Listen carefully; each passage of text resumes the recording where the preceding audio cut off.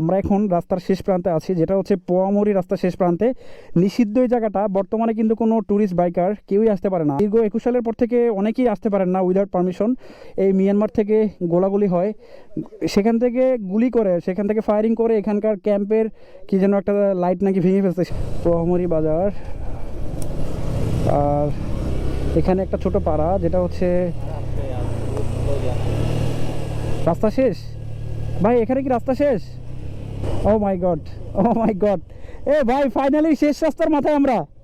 আয় হায়, এটার পরে চিন্তা করুন গাইস, এখানে আর সামনের কোনো রাস্তা নাই, সামনে যাওয়ার কোনো রাস্তা নাই। আমরা এখন একবারে সেই পাকা রাস্তা, এই পাকা রাস্তা শেষ, অর্থাৎ এরপরে কিছু দূর গেলেই বাংলাদেশের বর্ডার।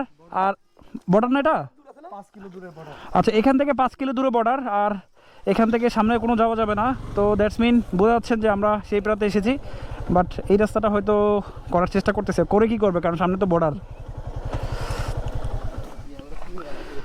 তো পাহাড়ি সেই জনশূন্য পরিবেশে এই জায়গাটা একটু ফিল করুন যে আমরা এখন রাস্তার শেষ প্রান্তে আছি, যেটা হচ্ছে পোয়ামুড়ি রাস্তার শেষ প্রান্তে। নিষিদ্ধ এই জায়গাটা, বর্তমানে কিন্তু কোনো ট্যুরিস্ট বাইকার কেউই আসতে পারে না। আমরা কিন্তু 3টা বাইক অনলি পারমিশন পেয়েছি, আর এই 3টা বাইক নিয়ে আমরা মূলত এখানে এসেছি। যদিও এর আগে অনেক বাইকার্স, অনেক ট্যুরিস্ট ট্রাভেলার এখানে এসেছেন, বাট দীর্ঘ 21 সালের পর থেকে অনেকেই আসতে পারেন না উইদাউট পারমিশন। সো সামনে নির্বাচনকে কেন্দ্র করে এটাই হয়তো আমাদের শেষ আশা। বর্তমানে এখানকার যারা প্রশাসন আছেন তারা আমাদেরকে জানিয়েছিল যে এখানে প্রায় এই মিয়ানমার থেকে গোলাগুলি হয়, সেখান থেকে গুলি করে, সেখান থেকে ফায়ারিং করে এখানকার ক্যাম্পের কি যেন একটা লাইট নাকি ভেঙে ফেলছে, সেটাও বললো। তো আসলে বলা যায় যে নিরাপত্তার স্বার্থে এই রাস্তাগুলো বন্ধ করে দেওয়া হয়েছে।